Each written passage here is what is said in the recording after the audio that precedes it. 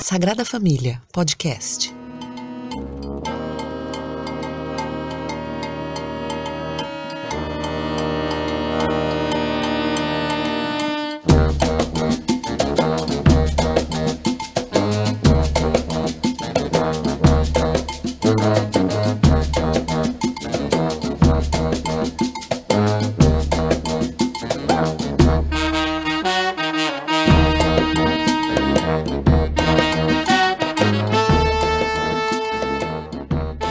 Olá, esse é o 17º podcast do Coletivo Sagrada Família. É um prazer falar com os nossos ouvintes. Bem-vindo àqueles que estão chegando agora. Meu nome é Felipe Victor e hoje vamos ter um papo, uma conversa com o nosso camarada Cristiano José sobre o looping da política brasileira. Sobre o cadáver da Nova República, a política brasileira em looping, com os professores Cristiano José e Felipe Victor Lima.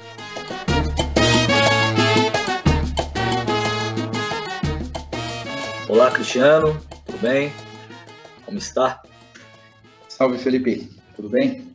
Vejo que hoje você está na área rural novamente. Pois é, vou ter que começar me desculpando. O nosso amigo de Penas está bastante animado hoje, mas acho que nada que atrapalhe a nossa conversa. Não. Qualquer coisa, né, a gente pode entender como alguém que está referendando ou criticando de alguma maneira, né, a nossa conduta, a nossa fala aqui. Nas tradições do candomblé, quando o galo canta, confirma, né? Então, tá lafiando aqui pra gente. Vamos confiar também que a natureza sábia, né, está dando confirmação à nossa análise. Então, agradecendo, né, a sua presença, o bate-papo, né, sempre elucidativo.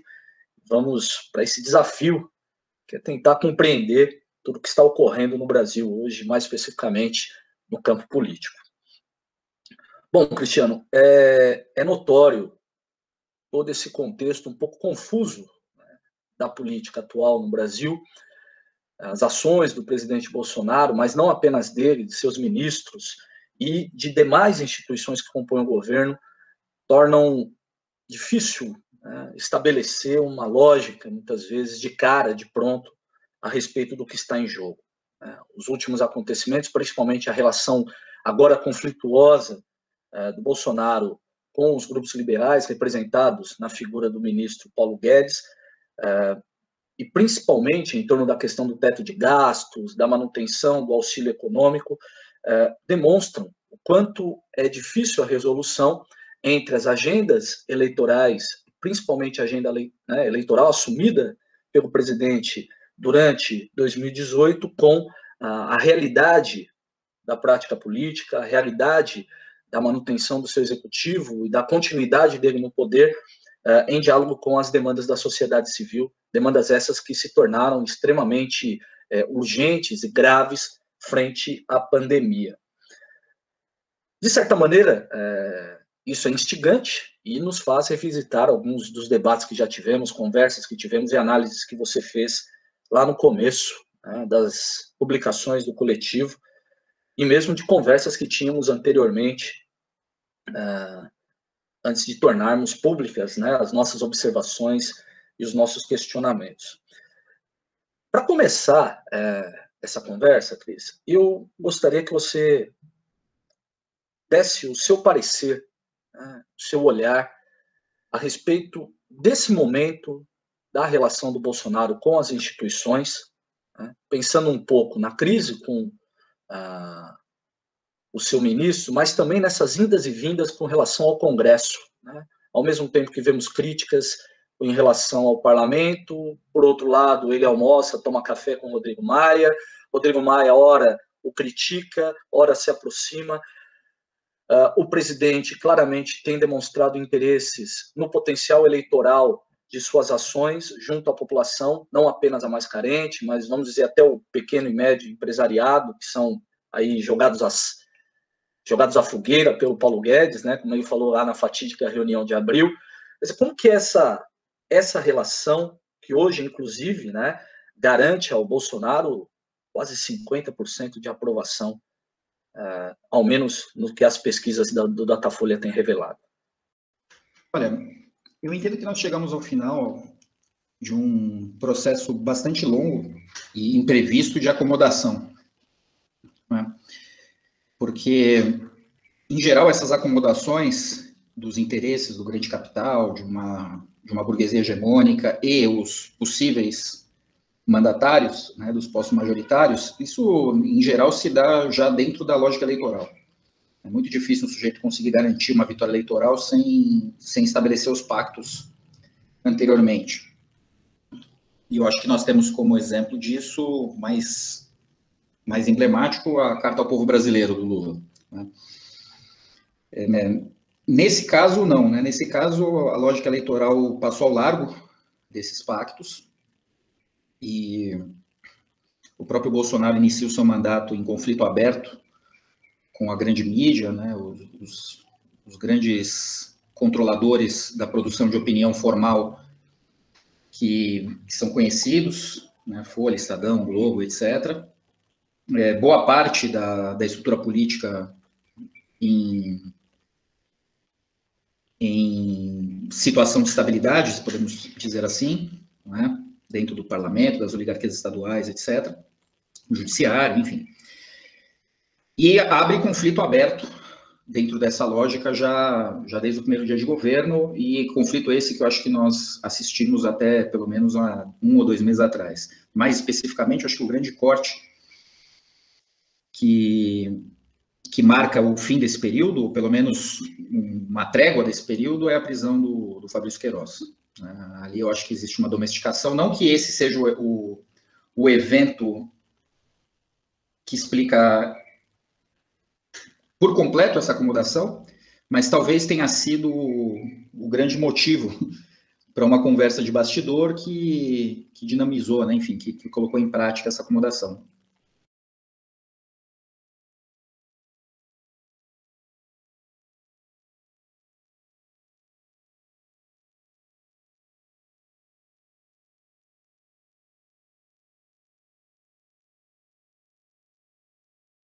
Só lembrando que, a despeito dessa acomodação, que era notória, a gente observava, inclusive, nos noticiários, recentemente, o próprio tema Queiroz, que se converteu num meme, né, num xiste, né, como tudo, né, vem se tornando memes e motivos de piada, né,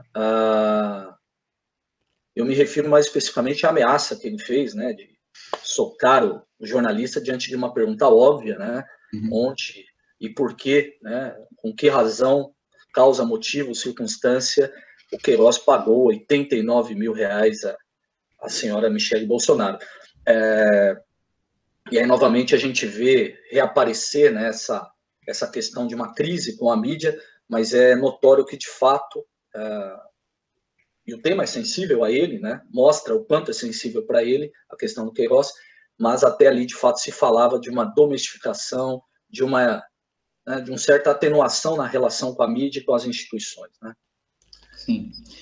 E lembrando que um evento que passou batido, mas que para mim teve bastante relevância, houve uma chamada nos principais jornais, cerca de 2 semanas, se não me engano, desse desfecho, né, por assim dizer, do caso Queiroz. Eu me refiro, claro, à consolidação da sua prisão temporária, da sua prisão domiciliar, que foi uma notícia que dava conta de uma delação premiada do Queiroz, né? Então, com certeza, isso constituiu uma ameaça, né? Certamente o Queiroz deve ter chamado a galera e, enfim, olha, vou delatar, né? E a partir daí, as coisas ganharam velocidade. Então, lembrando que os acontecimentos seguintes foram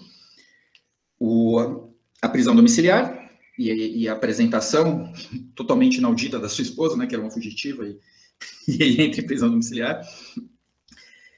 Depois, em seguida, a decretação, que eu acho que isso foi um espasmo de forças revés ali do Ministério Público do Rio de Janeiro e do Supremo Tribunal de Justiça, da reconversão ao regime fechado de ambos, e na calada da noite ali, por conta de vários ajustes temporais, burocráticos, a concessão do Gilmar Mendes para que essa prisão domiciliar se confirmasse, né? Isso é bastante significativo, né? Vamos lembrar que o Gilmar Mendes era um alvo do bolsonarismo, né, durante todo o ano de 2019 e um alvo, claro, né, já submerso, mas em mira em 2020. Bom, então, isso, acho que essas coisas vão dando conta desse espectro de uma acomodação, né? Paralelamente a isso, acontece o quê também? Acontece um processo de esvaziamento político do Sérgio Moro. Então, já começam a aparecer aí algumas anulações de sentenças, quase como um ensaio geral, né? Anula uma para ver o que acontece, anula outra para ver o que acontece. A última, bastante emblemática, que foi feita dentro do TRF4, que é um tribunal, enfim, que é uma extensão da Vara de Curitiba, na qual o Moro atuava, e um processo intenso, óbvio, de negociação com o Deltan Dallagnol, né? Que é um cara que precisa ser retirado de cena, mas é um cara que sabe muito. Então, a questão aí de novo, isso entra nesse jogo de forças, né? De, olha, eles estendem a corda até o limite, né? No sentido de uma condenação, de uma desmoralização cabal do seu trabalho, né? Enfim, quanto aquele processo que ele sofria. Mas aí eles recuam, né? Recuam da punição, mas ao mesmo tempo esvaziam o cara politicamente. Isso também tem toda a pinta de ser mais um acordo, né? Então tem vários acordos sendo articulados, todos eles muito semelhantes. Então, o Queiroz em prisão domiciliar, né, tomando sua cervejinha na varanda do seu bom apartamento, o Bolsonaro quieto, os processos de impeachment todos engavetados, o Rodrigo Maia fortalecido, a militância bolsonarista esvaziada, né, sai de cena, a Lava Jato vai para os livros de história, e aí recupera-se algum tipo de acordo nacional com o Supremo e com tudo, para que a coisa ande. O que há de interessante aqui, eu acho que nós poderíamos apontar para dois lados, né? E aí, retomando um pouquinho aquela ideia de uma demora nessa acomodação, porque, veja, eu acho que é muito importante nós olharmos para o ano de 2019, porque ele nos conecta com toda a lógica revolucionária que vem da direita a partir de 2013, né? Então, o que nós temos ali? Nós temos uma articulação bastante poderosa entre um reacionarismo de cunho fascista, projetando, né, como uma ponta de lança um liberalismo estrito e ultra-radical. Então, essa é a síntese Guedes-Bolsonaro, né? E isso, claro, né, rasgando todas as lógicas históricas que a política brasileira conhece, de certa maneira passando ao largo, falando mais alto que as forças instituídas, as oligarquias estaduais, das forças que configuram o parlamento, o judiciário, etc. É claro que a Lava Jato serve como um elemento ativador, mas como nós conversamos em outros momentos, né, acho que especialmente no podcast em que tratamos o Sérgio Moro como cavalo de Troia, me parece que a Lava Jato ela opera como um elemento iniciador desse processo, mas que depois ela perde o protagonismo, né? Não que ela perca força, é diferente. Ela perde o protagonismo no sentido de que ela vai passar a funcionar como plataforma de fortalecimento dessas forças reacionárias e dessa narrativa ultraliberal, né?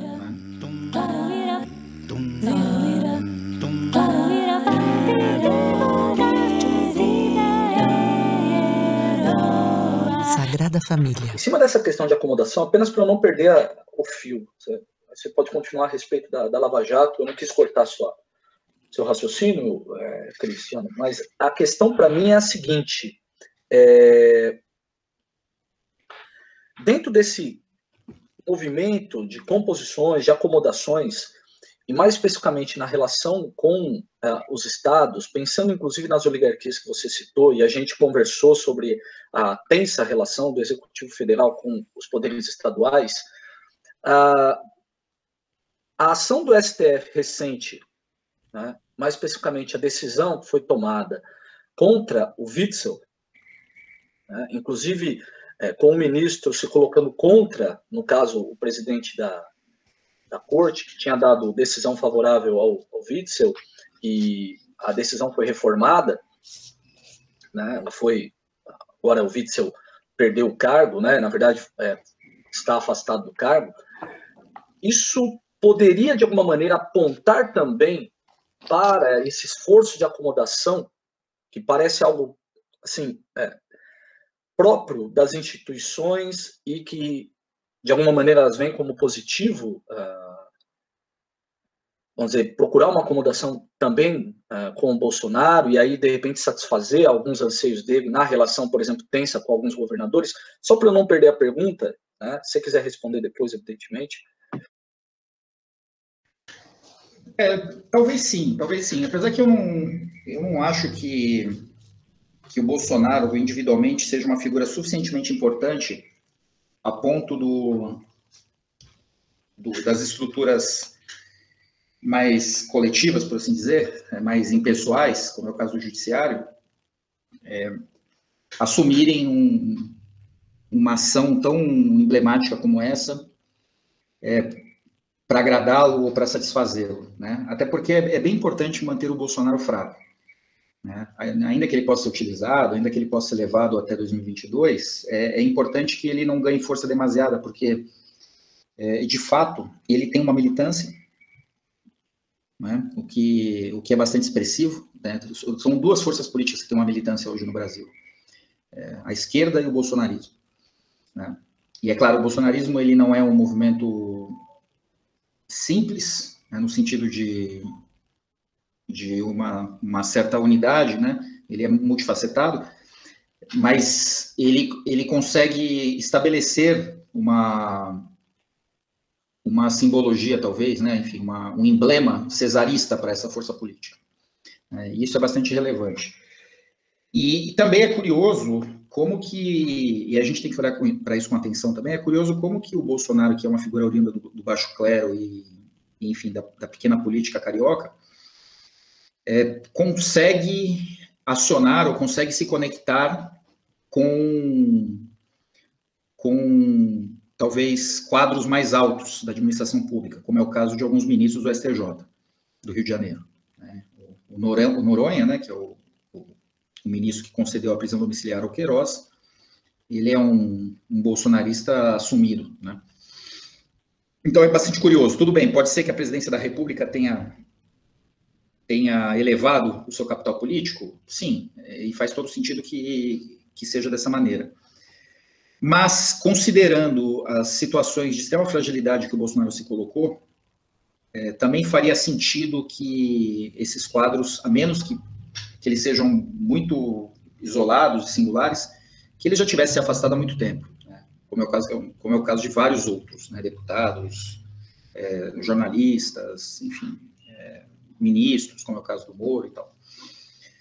Então, não sei, eu não vejo que essa ação em relação ao Witzel venha nessa direção, né? Eu acho que assim, a política carioca ela é uma coisa também tão sui generis que muitas explicações cabem ali, né? Até de que não há explicação nenhuma. Até de que ali impera uma anomia completa e enfim, né, qualquer tipo de lógica política tenha desaparecido, né, daquele Estado. Mas pode ser, né, pode ser. Eu confesso que digo isso com algum tom de xiste, mas tem mais a ver com a minha ignorância em relação à dinâmica política do Rio de Janeiro do que qualquer outra coisa. Mas, retomando um pouquinho aquela ideia anterior, então, assim, nós tínhamos esse elemento disruptivo, né, que é essa força reacionário-revolucionária associada a um ultraliberalismo, o que nos fazia pensar que isso podia ter uma articulação do grande capital, né, o que me parece também agora precisar ser revisto, porque me parece que o grande capital também tem fraturas internas importantes e isso se expressa na conjuntura internacional. A própria situação política dos Estados Unidos mostra bem isso. Mas eu entendo que então essas duas forças associadas que marcavam então o bolsonarismo, né, essa ideia do olavismo muito forte e do caráter de superministério, né, do Ministério da Economia, etc., eu acho que isso efetivamente já está, eu não diria que enterrado, mas acomodado dentro dentro das estruturas de poder. E eu acho que isso que nos traz o segundo elemento do qual eu falava, que nos dá essa ideia de um looping, né? Porque, veja, isso é uma tese já bastante explorada, e nós trouxemos aqui num dos podcasts com o professor Luiz Felipe Farias, que é a ideia de uma crise da nova república, né? Se não me engano, o professor Luiz Felipe até menciona na ocasião a circunstância do que o velho morreu e o novo não consegue nascer, né? Uma metáfora clássica e bastante interessante para pensarmos nesse momento. A questão toda é que naquele momento, pelo menos para mim, essa situação, ainda que uma situação de paralisia, em que a velha república, enfim, era um defunto sem sepultura, né, jazendo na superfície, mas que isso, pelo menos, estivesse forçando algum tipo de caminho político para além dela. E é nesse contexto que nós pensávamos as possibilidades de um golpe de Estado, enfim, de qualquer coisa do gênero, né? É claro que tudo isso, desconsiderando, em grande medida, efeitos aleatórios, né, de uma pandemia, coisas do tipo, né? Estou imaginando aqui mais as nossas conversas de 2019, mas o fato é esse, né, que a eleição de 2018 talvez fosse a última, né, dentro dessa lógica. Então, o cenário de 2022 parecia completamente incerto. E eu acho que o que se afirma nesse momento é justamente agora um movimento em falso, né? Parece que a roda está girando em torno de si mesma, e o que se consolida é justamente essa lógica falida da nova república. Então, eu não recuso essa ideia de que a nova república se esgotou, mas não me parece agora nem um pouco evidente que algum outro caminho esteja em desenho. Porque, veja, nós temos que olhar também nessas circunstâncias a paulatina integração que os militares fizeram dentro da estrutura de poder. Então, nós temos que lembrar, por exemplo, do general que foi colocado como tutor no STF, né, durante a gestão Temer. Temos que lembrar o tempo inteiro das intervenções positivas e peremptórias do Vilas Boas, né? Temos que lembrar, por exemplo, do Major Vitor Hugo, que até ontem era o líder do governo na Câmara. Não, só lembrando, desculpa, Cris, cortar, você está falando do Vitor Hugo, já prossegue. Aí me ocorre essa ideia dessa autovisão que o Exército tem de instituição salvacionista. Né? E se, de fato, nós temos um defunto que está apodrecendo a céu aberto, se eles não estão querendo, de alguma maneira, ressuscitar esse defunto. Sim. Me veio essa imagem, né? Quer dizer, no limite, essa acomodação talvez aponte, de alguma maneira, para uma esperança, né, de que esse indivíduo, na verdade, não esteja morto, né? Ele esteja apenas num estado ali de sono e seja capaz de ser reavivado, acordado, e aí o próprio Exército seria o responsável por dar esse ar, né, de ressurreição a um de né? Até me ocorreu agora uma imagem aqui, que eu li em algum lugar, de uma tática de guerra inca, se não me engano, de que os caras pegavam a múmia do ancestral e levavam à frente do exército, né, olha, ele está aqui ainda, aquele mito, tal, né, ele está aqui conosco fisicamente, tal. Pode ser, essa sua imagem é boa. Mas então, só complementando a informação, o Major Vitor Hugo, agora ele é deputado, né, foi líder do governo na Câmara, mas anteriormente ele foi colocado na Câmara por meio de um concurso público totalmente estranho, né, aquela coisa de vaga 1 para 1, né, um candidato para uma vaga, e, se não me engano, ali em meados de 2016, 2015 e tal, né, e ali ele fica operando silenciosamente, né, sujeito do Exército Brasileiro ali dentro, né, com cargo público e tal. Essa promiscuidade também entre quadros da ativa e funções burocráticas já vinha sendo construída bem antes do Bolsonaro. Mas veja, então assim, dentro desse conflito que de fato havia, né, me parece então que agora as coisas se acomodam definitivamente. Eu acho que é bastante pobre nós pensarmos que o Fabrício Queiroz é o fator determinante. Esse negócio não tinha como ir muito longe também, né? Em algum momento ele ia se resolver, né? Seja por um processo de impeachment, seja por um recrudescimento da voz militar dentro dos 3 poderes, enfim. Seja como for, o arranjo foi esse, poderia ter sido outros e tal, até porque nós temos elementos bastante casuísticos, né, que se sucederam, enfim, era impensável, ou pelo menos assim, não estava dentro do horizonte da análise política, que o auxílio emergencial, por exemplo, fosse turbinar a popularidade do Bolsonaro. É claro que aqui na Sagrada Família nós viemos alertando de que o Bolsonaro nunca foi um cachorro morto, né? Nós sempre trouxemos essa possibilidade de uma capacidade de renovação política, até pelo fato dele ter conseguido ganhar as eleições, enfim, e ter chegado com 53, 55 deputados na Câmara, em governos estaduais, etc. Ele realmente consegue liderar um processo importante. Mas a maneira como isso seria resolvido é que talvez não estivesse clara. E me parece que agora isso se desenha mais claramente. Não é? Confirmando, talvez, ou pelo menos consolidando justamente esse caráter casuístico da política brasileira, né? Em que, assim, o protocolo fundamental da política brasileira é não haver protocolos, né? E as alianças, elas são absolutamente ocasionais também. Então, semana passada eu achei bastante curioso que houvesse divulgação, e isso, assim, quando ocorre a divulgação, é porque isso já está bastante avançado no bastidor, das conversas do Alcolumbre e do Rodrigo Maia para que eles sejam reconduzidos à presidência da Câmara e do Senado. Né? Isso é interessante porque parece que o nosso processo político, ele, ainda que perversa, não respeita uma lógica impessoal. Então, assim, se nós pensarmos na política americana, por exemplo, né? Existe ali uma lógica oligárquica clara, né? Então, existe o lado A e o lado A menos, que são republicanos e democratas, então aquilo tudo funciona dentro de uma mesma perspectiva, mas existe uma certa impessoalidade ali, né? Então, existe, parece, um respeito maior aos protocolos. Aqui não, né? Aqui o STF cria uma jurisprudência a cada dia, enfim, regras que parecem importantes para dar algum tipo de verniz jurídico para as coisas mudado da noite para o dia, como essa questão da recondução do Rodrigo Maia, enfim, tudo às claras, sem nenhum tipo de pudor. De certa maneira, em não se podendo fazer algo, criamos meios para que se possa. Uhum. Isso é importante porque mostra a dependência que a política nacional tem de algumas figuras específicas, né?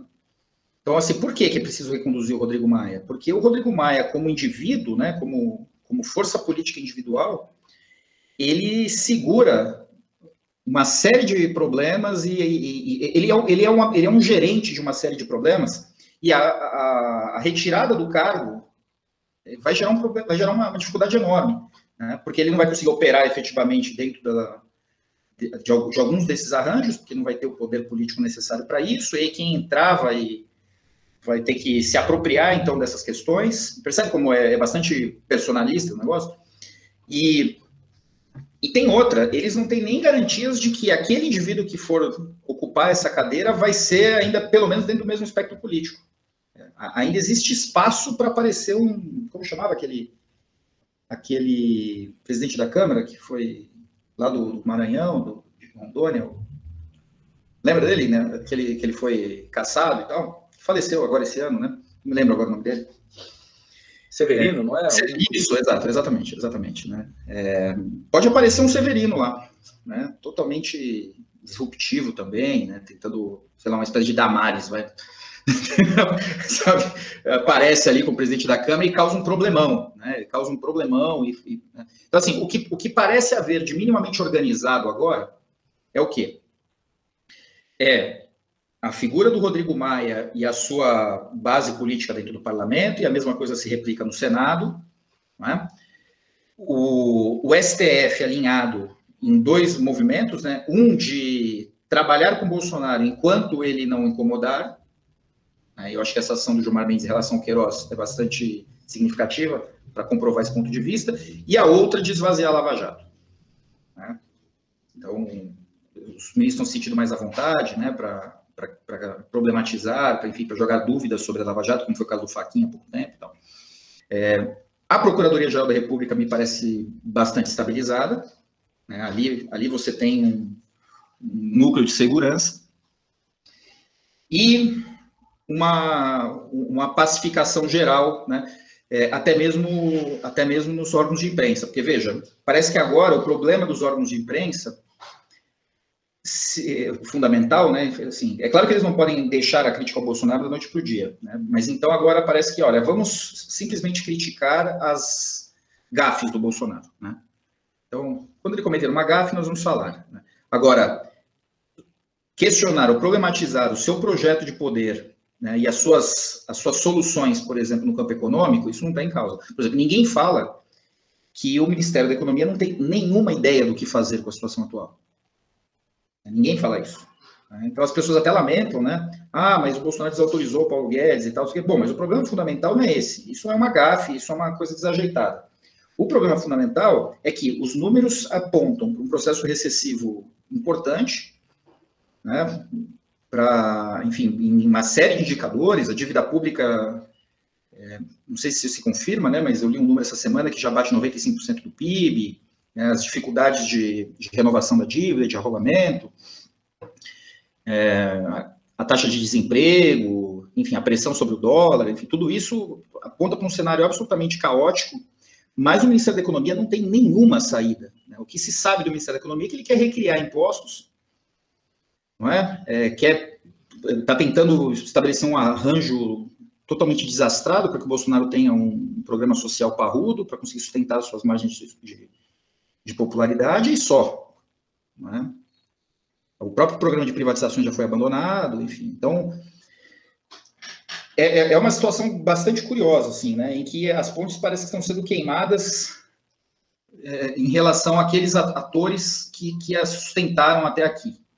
Não é? Então, grande capital, claramente, e um reatamento precário, por isso que eu acho que é um looping mesmo, né, um giro em falso, porque eu entendo que, de fato, o modelo da nova república, de fato, está esvaziado, mas é uma solução precária, uma gambiarra política, considerando que outra solução não foi possível.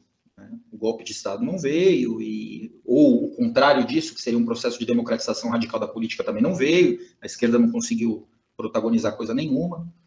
Então, as coisas vão ficar sob o formato que estão, né? Talvez apontando para o parlamentarismo, eventualmente, mas eu acho que até isso também perdeu expressão, né? Então, é um pouco essa ideia, né, de um giro em falso mesmo. Sagrada Família, podcast. E é interessante, Cristiano, você mostrar essas contradições vinculadas ao projeto econômico, e mais especificamente, me parece eu diria uma inércia, eu não sei se seria uma palavra muito forte, mas uma inaptidão dos agentes que estão ligados ao Ministério da Economia, centralizado na figura do Paulo Guedes, uma inaptidão para lidar com os próprios problemas e as condições políticas e sociais que são tão características do Brasil. Às vezes, se tem um projeto, mas me parece que não se tem um entendimento exato do que se trata esse país, de todas as características que marcam não apenas a sua política, mas principalmente a sua sociedade, né, a sua história. Muito se fala, inclusive, da própria esquerda não ter, muitas vezes, esse entendimento claro, daí, muitas vezes, a sua incapacidade de fazer os diagnósticos mais exatos a respeito da política. Não sei se a crítica é justa, mas, de toda maneira, ficar em gafes, vamos dizer, bater no martelo, né, em gafes, e promovendo notas de repúdio, ou memes, ou xistes na imprensa também, né, como você bem mostrou, não resolve muita coisa, muito pelo contrário. Né? Isso revela mais a respeito da esquerda do que do próprio governo, né? Ou mais a respeito da oposição, porque é uma esquerda, uma oposição, parece estar totalmente perdida também, e sem um projeto alternativo para o que está acontecendo. E essa incapacidade do Ministério da Economia de formular um projeto, ou de ter um projeto para o Brasil, quer dizer, muitas vezes se importar soluções para dentro, sem qualquer vínculo com o que temos hoje em termos de sociedade e de estrutura, me parece que não é uma característica só do Paulo Guedes, né? Outros tantos parecem ter caminhado nesse sentido, né? Imaginando, muitas vezes, ter a solução pronta, o remédio para o Brasil, né? O próprio liberalismo, o neoliberalismo, o ultraliberalismo, sempre são vendidos como remédios promissores para a resolução dos problemas do país e, efetivamente, parecem não dar certo ou parecem não dão certo, né? Mas mesmo não dando certo, sempre reaparecem, vez por outra, aí na campanha de alguém, como sendo o apelo essencial para se ganhar uma eleição. Independentemente dos vínculos ideológicos que o Bolsonaro possa ter ou não com o liberalismo, não tem, a gente sabe disso, né? Mas o fato é de que ele conseguiu se atrelar a esse discurso, né? Ou o liberalismo atrelou-se a ele, e venceu uma eleição prometendo, por meio dessa solução mágica, historicamente ineficaz, né? Mas ele é o presidente da República e agora se afasta dessa agenda e, por incrível que pareça, né, nós não somos pegos de calças curtas, evidentemente, a gente já imaginava isso, mas, por incrível que pareça para alguns, ele está subindo. A Globo fala assustada, né, do seu afastamento da agenda liberal e ele ganhando popularidade, né? Me parece que a gente está cercado de um monte de gente ignorante que não sabe o país que vive. Eu diria que o discurso mais é muito carregado de cinismo, né, do que propriamente, né, um susto, né? Eu não acredito muito em gente assustada, né? Eu acredito em gente mal intencionada.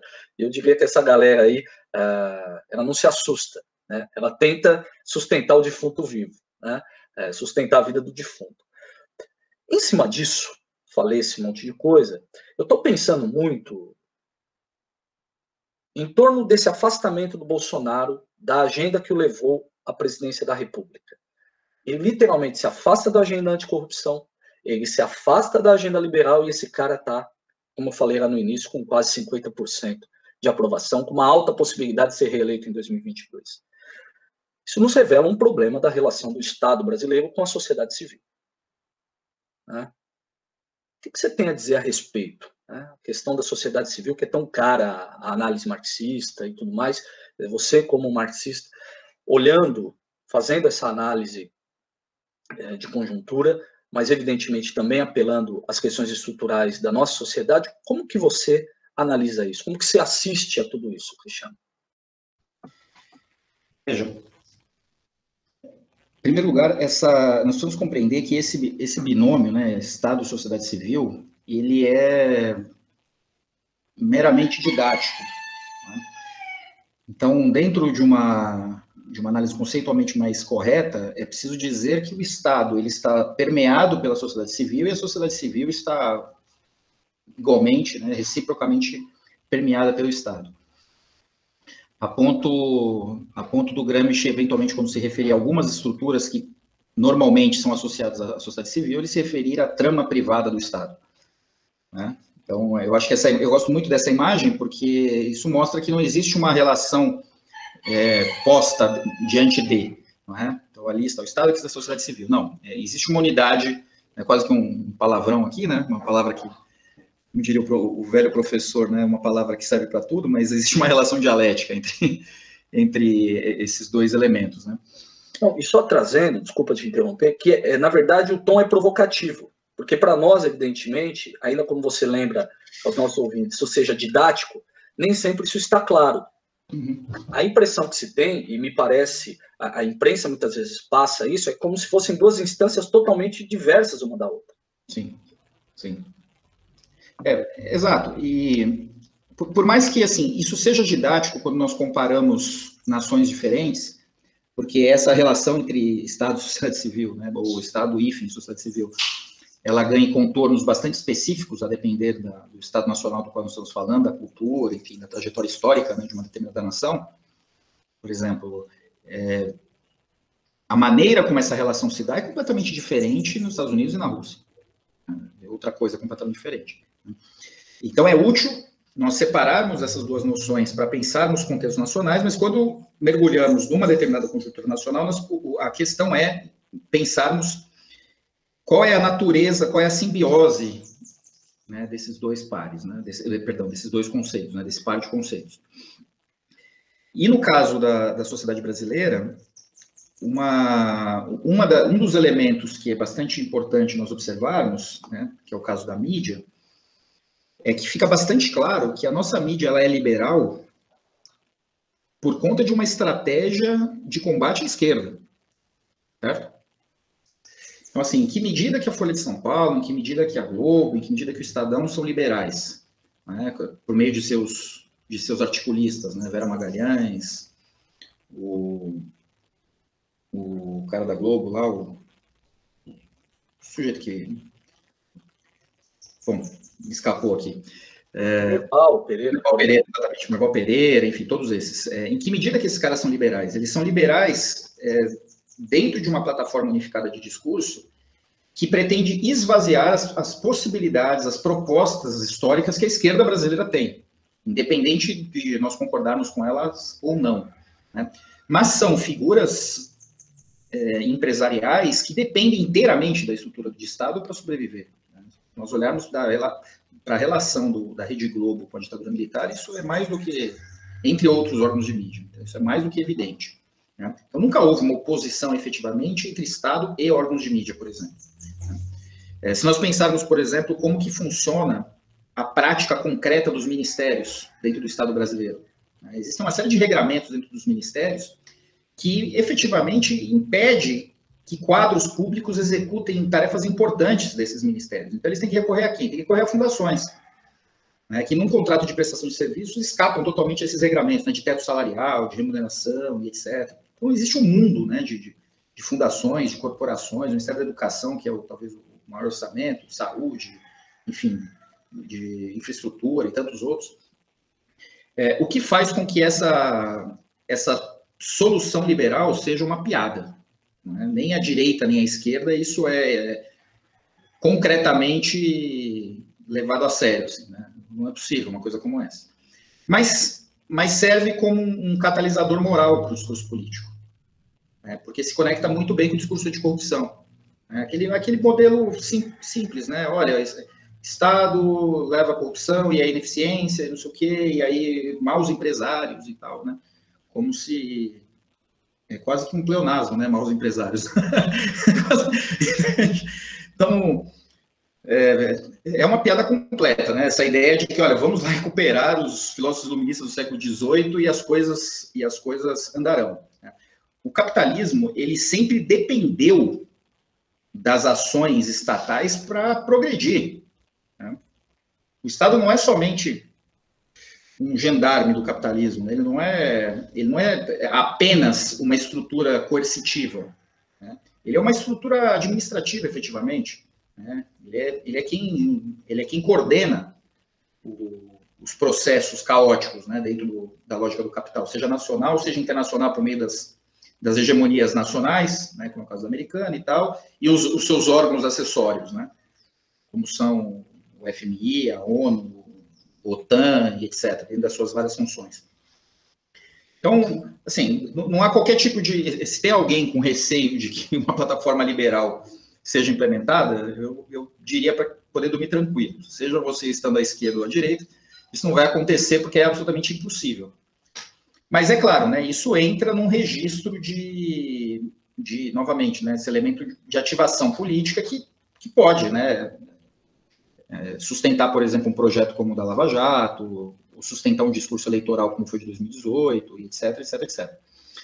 O que me parece interessante nessa guinada do Bolsonaro em direção a formatos políticos, né, a modus operandi típicos do lulismo, é que, em primeiro lugar, isso desmascara essa plataforma propagandística do liberalismo, né? Não que isso seja muito relevante, porque eles têm uma cara lisa a ponto de reeditar isso daqui a 3, 4 anos, então, ok, mas, de certa maneira, pelo menos no atual momento, desmascara, então os liberais eles estão, né, constrangidos, perplexos e tal, numa camada mais capilarizada da discussão política. É evidente que até mesmo essa aberração do anarcocapitalismo agora virou uma piada, né, virou uma conversa de alguns nerds aí de pouco alcance, né, tal como terraplanismo e tal, então ok, né, há males que vem para bem. Mas, por um outro lado, isso coloca também a própria esquerda em parafuso. porque a esquerda ela fica sem trincheira para conseguir atacar o bolsonarismo, né? Porque, afinal de contas, aquilo que a esquerda colocava como, olha, isso precisa ser defendido, o próprio Bolsonaro está fazendo até com mais impulso. O nosso amigo aqui apareceu. Está fazendo até com mais impulso, né? Então, assim, olha, temos que defender o Bolsa Família. O Bolsonaro não somente defende o Bolsa Família, como coloca um 13º, como aumenta a base atendida e como aumenta o valor.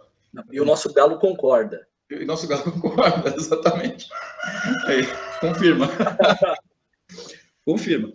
E então nós temos a aprovação do Fundeb, né? Essa semana eu recebi num dos grupos, eu como professor participo de alguns, recebi uma nota bastante otimista, né? Olha, Fundeb aprovado lá, organizadinho e tal, e garantimos uma boa base para que a educação brasileira fecunde isso.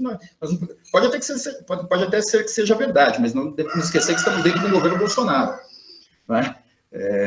Então, assim, qual é a pega, né? Qual é a corda que o lulismo a qual o lulismo se atém para conseguir se apresentar como uma força política relevante em 2022?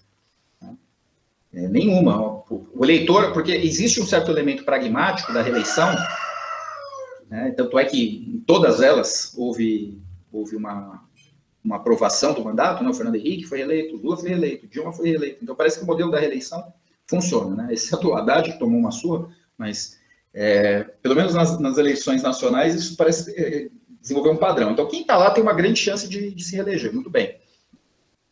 Mas veja, pensando do ponto de vista do eleitor, né, se o Bolsonaro conseguir levar essa situação até 2022, por que eu votaria no Lula se o Bolsonaro faz a mesma coisa e melhor? Né? Aí, a única alternativa são as abstrações da Vila Madalena. Né? Não, mas veja, né, no campo dos costumes, dos direitos e não sei o quê e tal. Bom, o Bolsonaro está fazendo a mesma coisa. Ele vai lá e inaugura barragem lá do São Francisco, ele faz casa por tudo igual. Então, mas realmente, no campo das abstrações da Vila Madalena, é muito diferente. Só que o Brasil profundo não está nem aí para isso.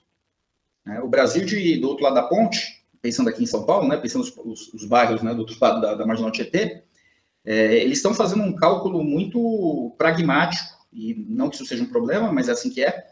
Eles estão fazendo um cálculo muito pragmático, e dentro desse cálculo pragmático, não é possível demonstrar, esse é o ponto, de que o Lula, o Haddad, enfim, qualquer figura do PT que estivesse hoje naquela cadeira, estaria agindo de maneira muito diferente. Né? E isso vale também para as críticas que são feitas à falta de projeto e à falta de senso e falta de qualquer coisa no Paulo Guedes. Né? Porque, veja, se nós identificamos no Ministério da Economia uma ausência completa de saída para o que está acontecendo, nós podemos dizer a mesma coisa em relação ao Guido Mantega, que é um perdido rematado, não é? Então, dá absolutamente na mesma. Então, se nós pensarmos dentro dessa lógica estritamente política eleitoral, a esquerda entra em parafuso completo. Mas, assim, eu fugi um pouquinho da sua questão, que era a relação Estado-sociedade civil. Por que esse momento também me parece novo? Né? Eu diria que a sua resposta ela tem tudo a ver com o que estamos falando. Sim, sim. Sim, talvez sim, mas eu acho que a síntese foi demorou um pouquinho a chegar.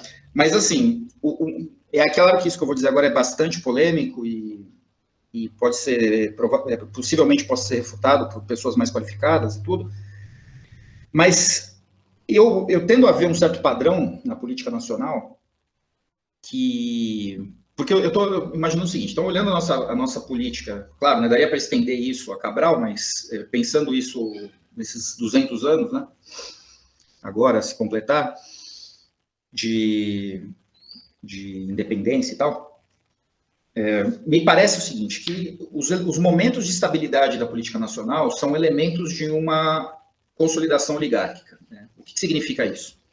Significa que o Brasil, a política nacional, tem duas aversões. Né? Uma aversão é a democracia popular, então isso nunca nem se pensou aqui, né? Nunca se chegou perto de alguma coisa semelhante, né?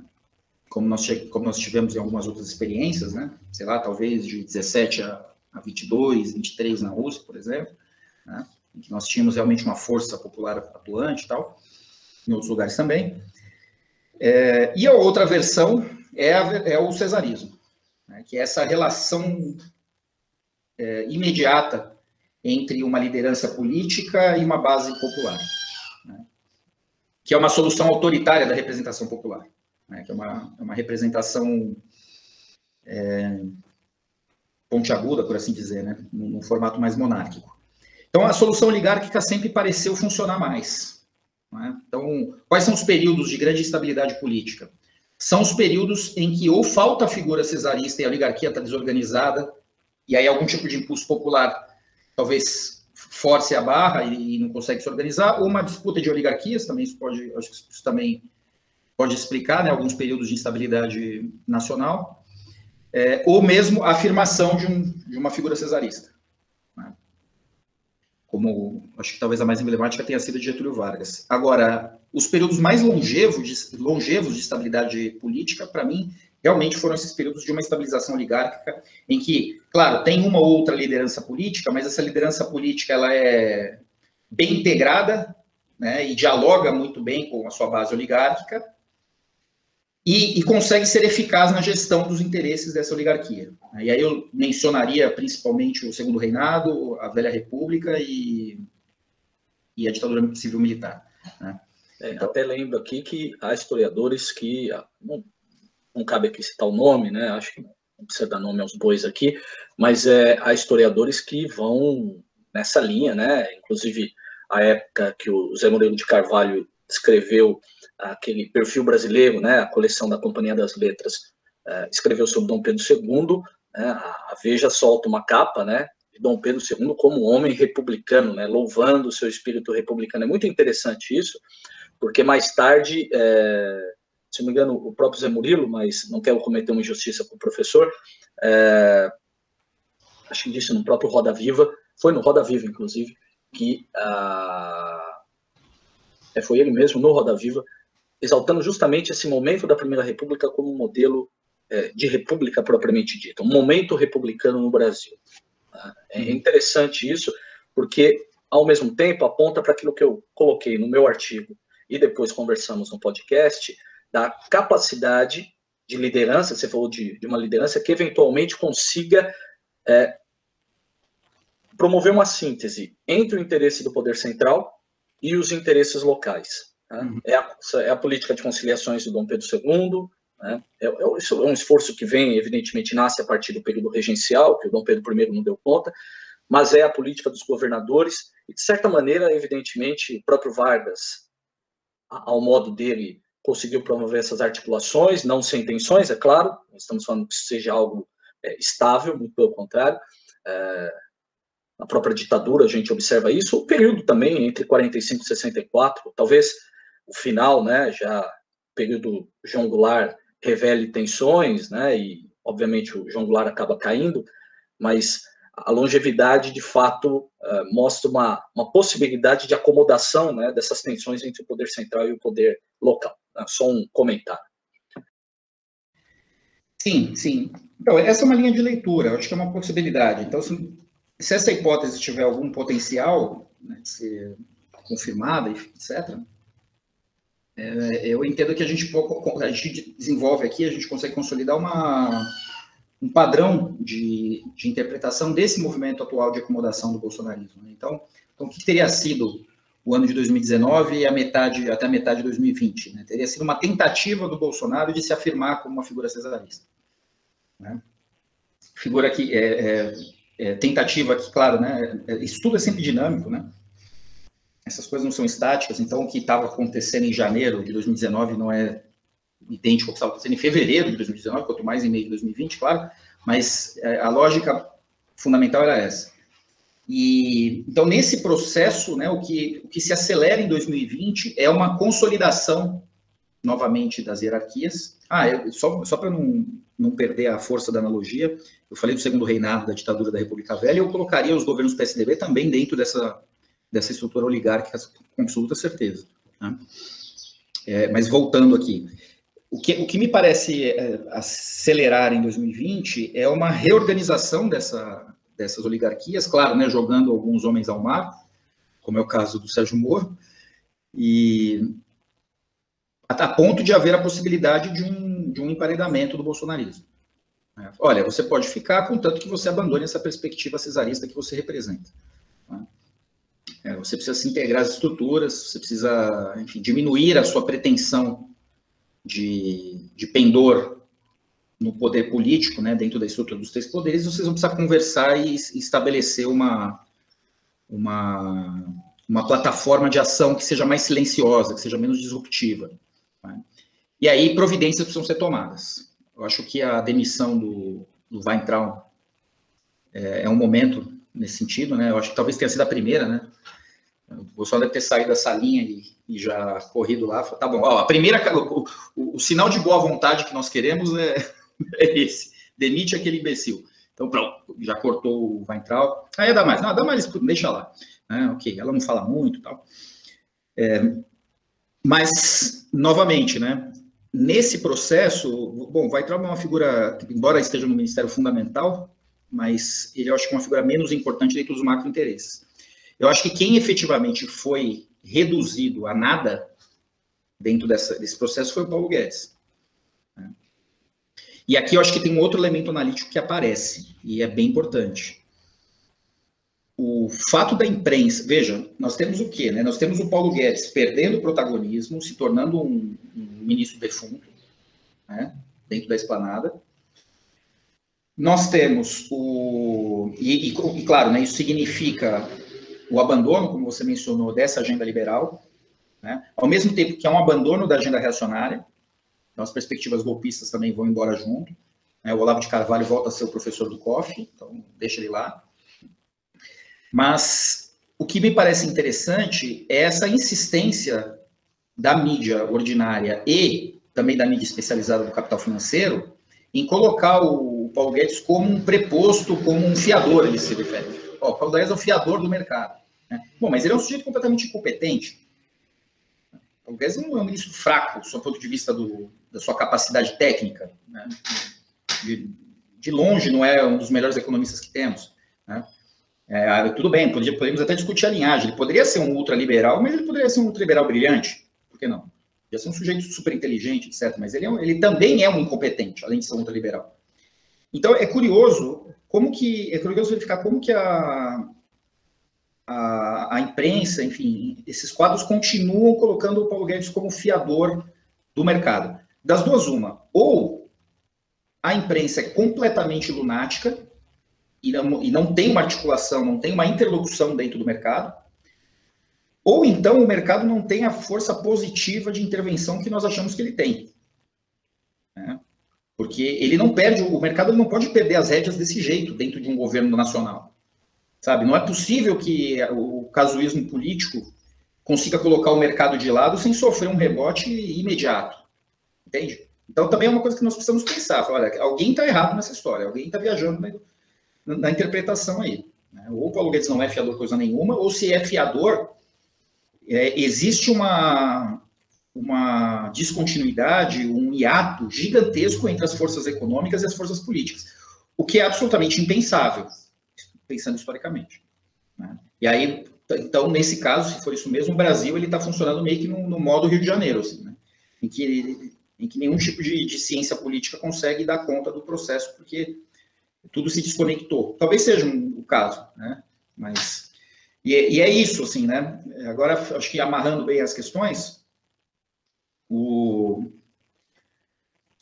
essa aparente tranquilidade que o rearranjo das instituições da sociedade civil conseguem estabelecer, né, agora nessa segunda metade de 2020, né, funcionando de novo, de maneira organizada e harmônica, dentro da trama privada do Estado, precisa dar conta de alguns problemas bastante concretos.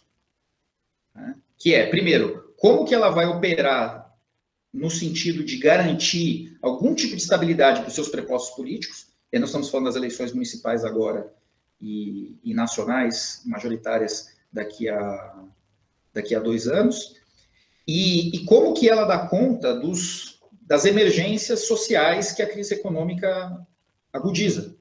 Né? Então, nós já tínhamos quadros bastante periclitantes anteriormente, de violência pública, de miséria, de desemprego, etc. Aí você tem uma pandemia nas costas, você tem uma crise que já vinha de antes da pandemia, então, agora, como que esse arranjo precário, e que parece ser o arranjo do formato morto, né, da nova república, vai conseguir dar conta desses desafios bastante severos que nós temos, né? Acho que fica essa questão.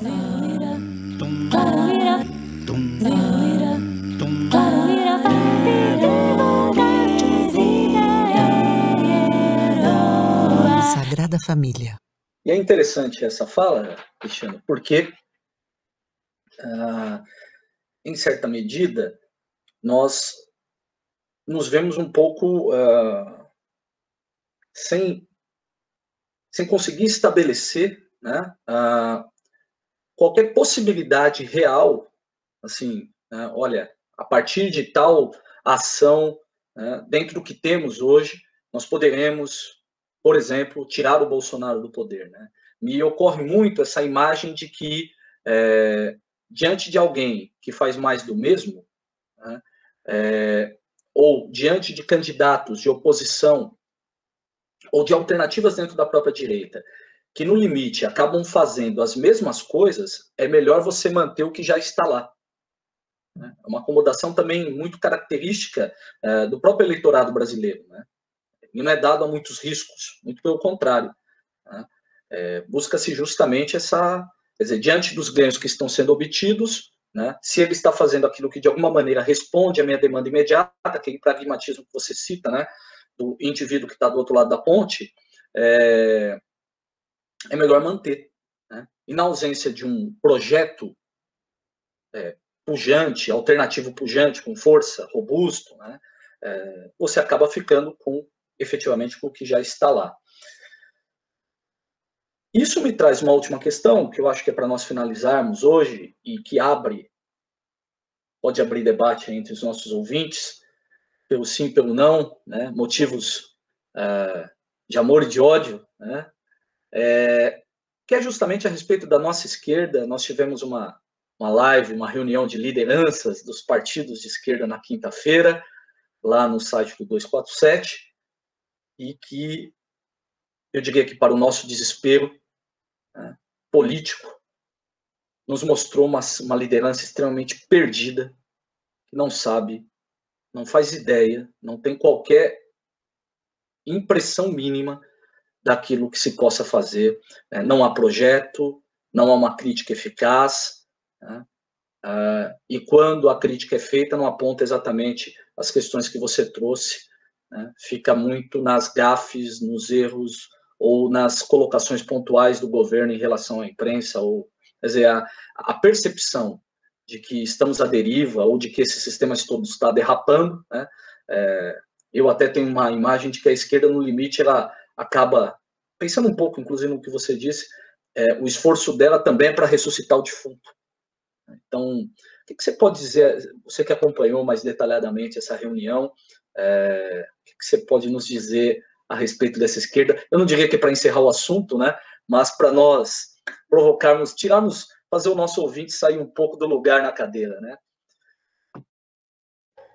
Olha, eu acho que a primeira coisa que causa espécie, e deveria ser quase que um pudor moral, né?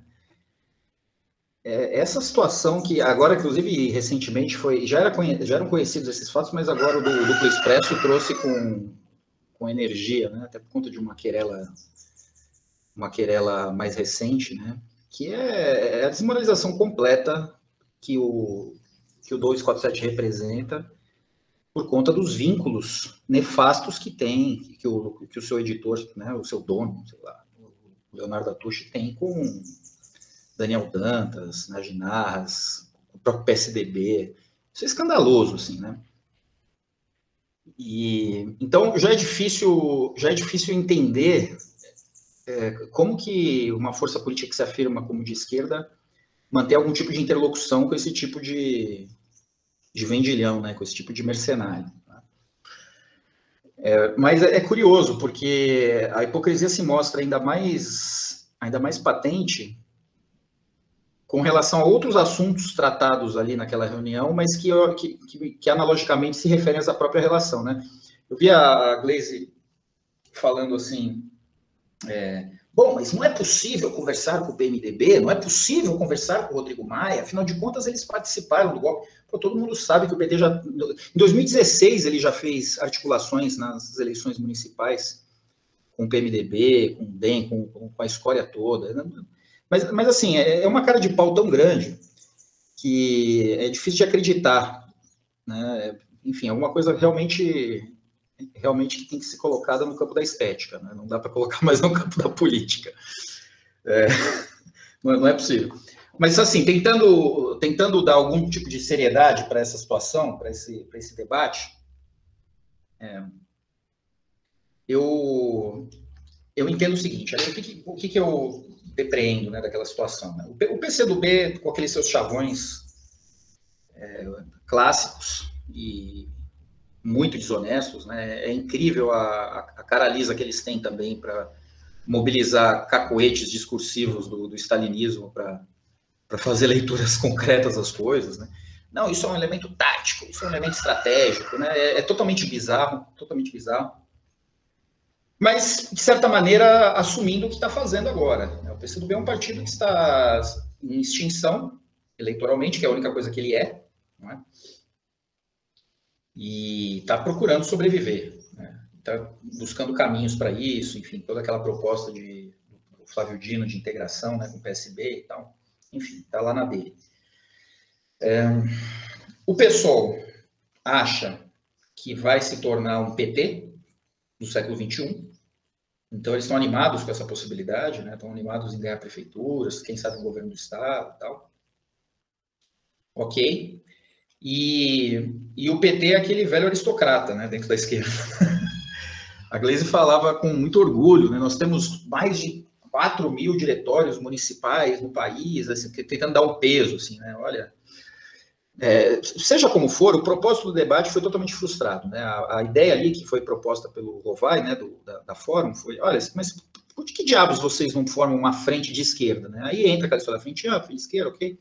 Por que diabos vocês não formam uma frente de esquerda para combater, né, essa articulação direitista reacionária que está aí? Enfim, eles apenas sabonetearam, né? O que me chamava bastante atenção, agora tentando voltar aqui para o eixo teórico da nossa conversa, é que, vejam, todos eles estão completamente presos dentro dessa estrutura da Nova República. Então, de novo, voltamos a... Né? Então, esse é o único horizonte de possibilidades que está posto, né? Teve um certo momento ali que a Gleisi quase que acidentalmente, ela deu uma renovada, precisamos voltar às bases, as eleições não resolvem tudo. Não é possível acreditar que isso seja sério, assim, né? Ela nem pretende, o PT nem pretende fazer isso e nem sabe como, né? Ainda que tivesse essa pretensão. E tem um momento ali que eu achei bastante curioso, que eu tava assim, o que me motivou a assistir por completo seriam talvez as intervenções do Rui Costa Pimenta, que é um sujeito que se mostra muito lúcido em vários momentos, né? Apesar que o fato de falar na TV 247 mostra que talvez, no mínimo, ele tem um estômago tolerante, no mínimo, né? Para não falar que talvez ele tenha algum tipo de compromisso com eles. Mas como eu não sei, então eu não posso dizer. Mas quanto ao estômago, isso é claro. Então eu estava aguardando ali a fala do Rui Costa, que me parecia ali poder haver alguma novidade, alguma coisa interessante, e aí ele traz uma nova proposta. Ele afirmou isso. Olha, eu venho aqui trazer uma proposta para a esquerda, e o PCO vai fazer isso de maneira formal agora e tal. Bom, a proposta é essa, né? Vamos ver. Bom, a minha proposta é que todos unifiquemos posição no sentido de exigirmos a candidatura do Lula em 22. Então, a montanha pariu um rato, de novo. Então, a grande proposta da esquerda é turbinar, botar um anabolizante no Lula livre. Que, para figuras expressivas, analistas importantes, muitos dos quais nós nos referenciamos, o grande problema da esquerda é justamente esse cesarismo do Lula. Que, conforme a minha hipótese aqui desenvolvida há pouco, é um modelo que não é bem acolhido, né, dentro da proposta, enfim, da lógica política nacional. Né? Ok, né, claro. Então, o que nós gostaríamos que acontecesse era justamente que nós viéssemos dentro de uma perspectiva de justamente apontarmos para outra linha, que também não é muito benquista, que é de uma democracia popular. Né? Mas isso implicaria no quê, efetivamente? Implicaria na posição, na atitude por parte desses partidos de botar o seu rabinho entre as pernas, né, que, aliás, era algo que se anunciava lá no início dos anos 2000, e se colocar em diálogo e em colaboração não hegemônica com os movimentos sociais. Porque era isso que nós vivemos lá em 2003, 2004, né? Então, todas aquelas discussões sobre o movimento de trabalhadores, aquele início da condutas que acontece ali também no início do governo Lula, a ascensão do MTST, já a consolidação importante do MST e tal, enfim. Essa é uma possibilidade conhecida, é um caminho que nós poderíamos explorar, né, embora esteja bastante esvaziado e desidratado. Mas não, a grande proposta do Rui Costa é vamos unificar forças na candidatura do Lula para 2022, né? O que, assim, o que é cada vez mais, o que torna talvez cada vez mais evidente que nós estamos falando do quê? Né? Nós estamos falando de vamos centrar força na absolvição e no reestabelecimento dos doleiros, do Debrecht, desses picaretas todos, né? desses agiotas internacionais, né? Enfim, dessas figuras nebulosas, né? Do pântano, né? Não é possível uma coisa como essa. Então, a esquerda, acho que ela está mais miserável ainda do que o próprio Bolsonaro, né? Porque, sei lá, porque o Bolsonaro ainda, pelo menos, ele tá operando assim, dentro de lógicas mais concretas, né? A esquerda tem um problema, porque ela foi alijada, ela foi expulsa do parquinho, né? Então, como é que ela volta agora? Como é que ela se rearticula com o MDB? Como é que ela se rearticula com o Centrão? Apesar que é bem fácil articular com o Centrão, mas assim, como que ela como é que ela reata com as oligarquias? Esse é o ponto. Como é que o PT reata com a Folha de São Paulo? Como é que o PT reata com a Globo? Entendeu? É um problema. Sem que isso... Então, assim, o único caminho que parece que... E isso é interessante, né? Parece que o único caminho que as oligarquias deixaram para o PT e para a esquerda em geral era justamente o caminho democrático popular, radical. Né? Pô, prenderam o Lula, velho. Impeachmentaram a Dilma. Não é possível haver outro caminho.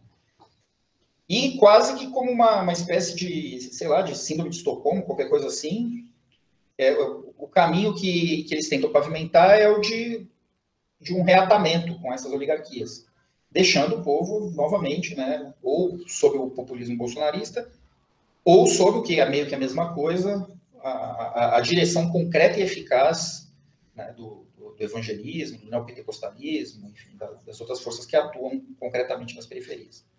Ou seja, uma tragédia completa. Né? Não foi possível assistir até o final, até porque as coisas começaram a se repetir, mas não é possível. Não é possível dar qualquer tipo de credibilidade para Gleisi Hoffmann, para o Medeiros, né, o Juliano Medeiros, para Luciana, né, do PCdoB. E, infelizmente, eu acho que ainda há salvação, mas, infelizmente, essa relação com o 247 está fazendo muito mal ao Rui Costa Pimenta. Eu acho que isso apareceu bem nessa reunião. Eu acho que eu convido os ouvintes a assistirem lá, se gostarem, dê um like lá para o pessoal do 247, mas eu não acho que seja razoável. Sagrada Família, podcast. E é interessante que você fala duas palavras, né? Tragédia e repetição, né? Estaremos assistindo uma farsa nesse momento. Não foi intencional, viu? Não foi intencional. Dessa vez foi coisa da alma. Legal. Costa, por favor, se estiver nos ouvindo, repense ou vá tratar do seu estômago, por favor.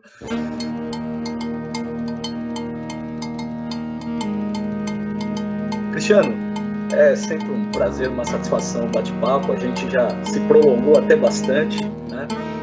Agradeço aí a sua paciência e a sua disponibilidade. Agradeço também aos nossos ouvintes que estão nos ouvindo até o momento.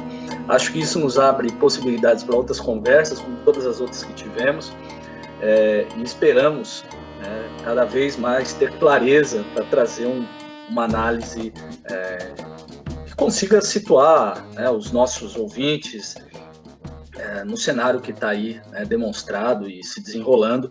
E esperamos também, acho que esperança é uma coisa que a gente acaba não perdendo, e comunistas têm, né? Nós não, no fim das contas, nós não tendemos a desesperança, ao desespero, né? são momentos, né? Esperamos, evidentemente, que a esquerda, né, possa se articular de uma maneira a acabar, né, com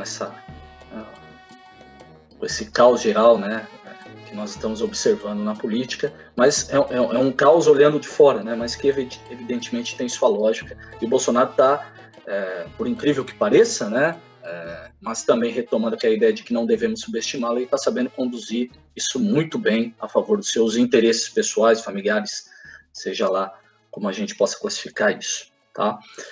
Então, Cristiano, mais uma vez, obrigado. Uma última palavra aos ouvintes? Sim, sim. Então, eu queria agradecer a audiência, a interlocução. Eu gostaria também de lembrar, enfatizar que é bastante importante a interação com os ouvintes, né? Nós temos um número que é o podcast do ouvinte, né, em que respondemos especificamente algumas perguntas.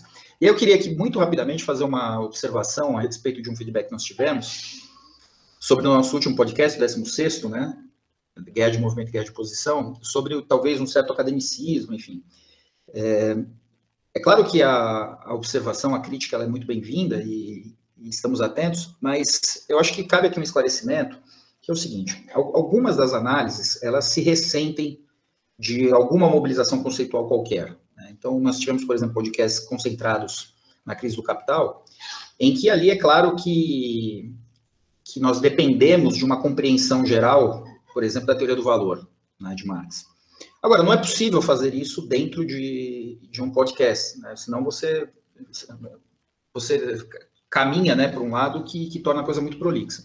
Então, nós temos uma decisão editorial de, em alguns números, trazermos uma análise mais conceitual, mais teórica, até para que haja esse tipo de remetência, por assim dizer. Então, após o 16º podcast sobre guerra de movimento e guerra de posição, nós já nos sentimos mais tranquilos para utilizarmos esses conceitos em análises futuras, sem que fiquemos constrangidos, ou pelo menos assim, com a sensação de que a linguagem está demasiado cifrada. Então, só um esclarecimento de como que as coisas são eventualmente desenhadas. Claro que isso pode ser melhorado, enfim, pode ser criticado, mas eu queria trazer, dentro desse contexto da interação com os ouvintes, esse tipo de esclarecimento.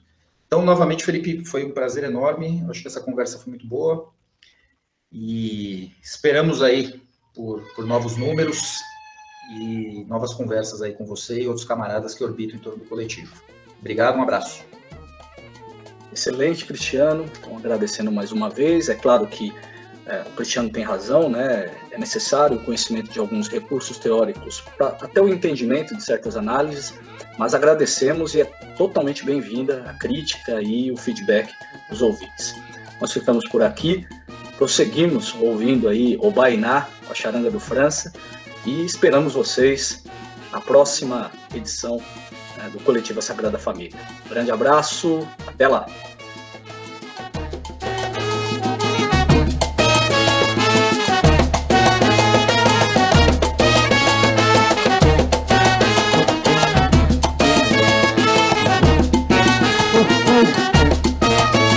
Escreva para nós pelo e-mail sagrada.familia.podcast@gmail.com ou através dos nossos perfis nas redes sociais, Twitter, Facebook e Instagram.